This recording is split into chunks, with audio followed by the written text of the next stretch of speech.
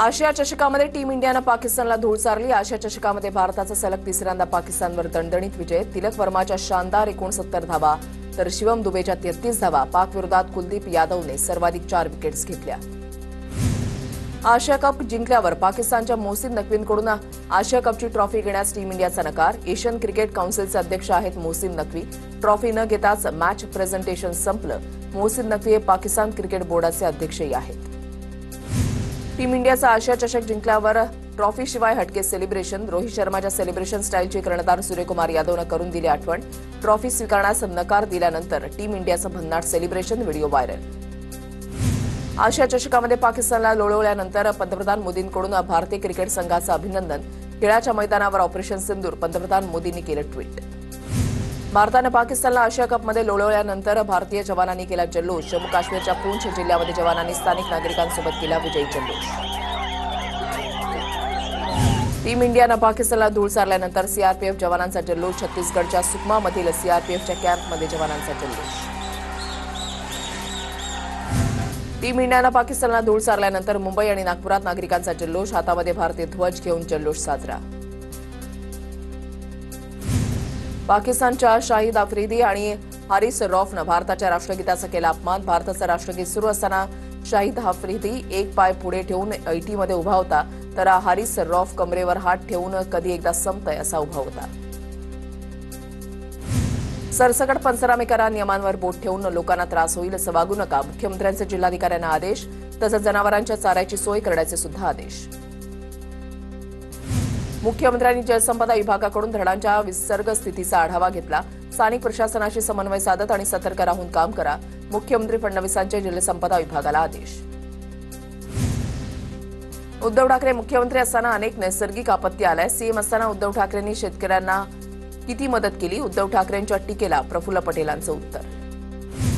7.5 lakh कोटींचं budget तरी कर्जमाफी का होत नाही? बच्चू कडूंचा राज्य सरकारला संतप्त सवाल। 28 तारखेला छत्रपती संभाजीनगर किंवा नागपूरमध्ये आम्ही आंदोलन करणार। 5 ते 7 लाख शेतकरी आंदोलनाला येतील, बच्चू कडूंचा इशारा। जामखेड तालुक्याच्या चौंडी गावामधील विधान परिषदेचे सभापती राम शिंदेंच्या घराला पाण्याचा वेढा। आमदार रोहित पवार यांनी राम शिंदेंच्या घराला भेट देत त्यांच्या कुटुंबियांची विचारपूस केली। कट्टर विरोधक असलेल्या राम शिंदेंच्या कुटुंबाची रोहित पवारांकडून विचारपूस।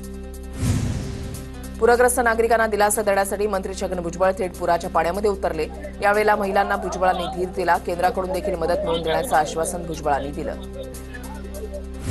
छत्रपती संभाजीनगरच्या वैजापूरमधील रेस्क्यू ऑपरेशनमध्ये अंबादास दानवेंचा सहभाग। ढेकू नदीच्या पुरामध्ये अडकलेल्या एका वृद्ध व्यक्तीला अग्निशमन दलाच्या जवानांनी रेस्क्यू करत बाहेर काढलं।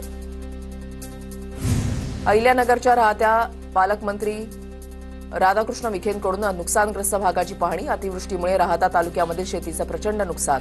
स्थानिकांच्या मदतीनं प्रशासन काम करतंय। आसमानी संकटावर 100% मात करू, राधाकृष्ण विखेंकडून विश्वास व्यक्त। जपानच्या शासकीय दौऱ्यावर असलेले मंत्री इंद्रनील नाईकांनी पूरस्थितीचा आढावा घेतला। यवतमाळमधील पुसद आणि महागाव तालुक्यामध्ये अधिकाऱ्यांची तातडीची व्हीसीद्वारे बैठक। आपत्कालीन परिस्थितीमध्ये सर्वतोपरी मदत करण्याच्या सूचना। धुळ्यामध्ये वादळी पावसानं नुकसान झालेल्या पिकांची पालकमंत्री जयकुमार रावल यांनी केली पाहणी। धीर सोडू नका, सरकार शेतकऱ्यांच्या पाठीशी, रावल यांनी शेतकऱ्यांना दिला धीर। धुळ्यामध्ये माजी आमदार कुणाल पाटील यांनी नुकसानग्रस्त शेतीची पाहणी केली। शेतीच्या बांधावर जाऊन कुणाल पाटलांनी नुकसानीची माहिती थेट मुख्यमंत्र्यांना फोन करून दिली। मराठवाड्याला पुन्हा उभं करण्यासाठी एकरी मदत देण्याची गरज, तर राजकारण करण्यापेक्षा वेगळ्या पद्धतीनं काम करावं लागणार। सांगलीमध्ये जनसुराज्य पक्षाचे आमदार विनय कोरेंची प्रतिक्रिया। ओला दुष्काळ जाहीर करून सरकारनं भरीव मदत केली पाहिजे। राष्ट्रवादी शरद पवार पक्षाचे खासदार निलेश लंकेंची मागणी। अहिल्यानगर शहरामधील पूरग्रस्त भागाची निलेश लंकेंकडून पाहणी।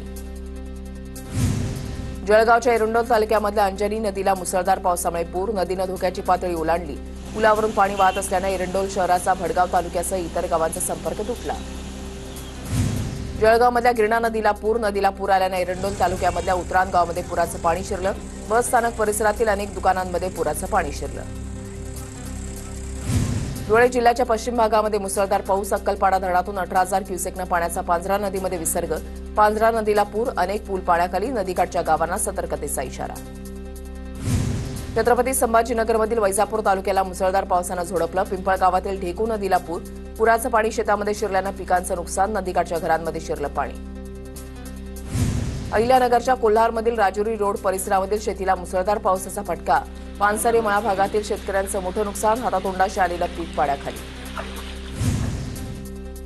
नंदुरबार जिल्ह्यामध्ये पावसानं हातातोंडाशी आलेलं पीक हिरावलं. मुसळधार पावसामुळे केळी, पपई, कापूस, मिरची, सोयाबीन, मका पिकांचं मोठं नुकसान. शेतकरी हवालदिल नुकसान भरपाईची मागणी. उत्तर रायगडमध्ये मुसळधार पावसाचा नागरिकांना फटका. कर्जत तालुक्यामधल्या नेरळमधील कोदिवले गावाला पावसाचा फटका. गावातील घरांच्या भिंती कोसळल्या. सुदैवानं कोणतीही जीवितहानी नाही.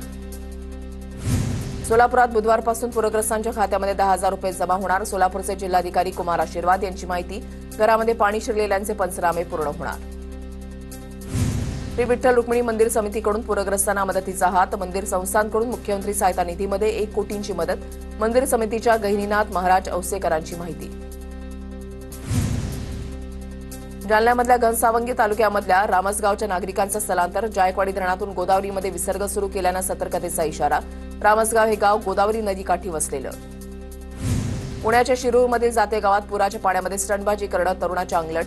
तरुणानं स्टंटबाजी करत वाहत्या पाण्यामध्ये दुचाकी टाकली. प्रवाह जास्त असल्यानं तरुण दुचाकीसह वाहून गेला. सुदैवानं स्थानिकांनी तरुणाला बाहेर काढलं. धाराशिवमधल्या वाघोली पुलावर काजळा गावाजवळ वाहत्या पाण्यातून दुचाकी चालवणं तरुणाच्या अंगलट.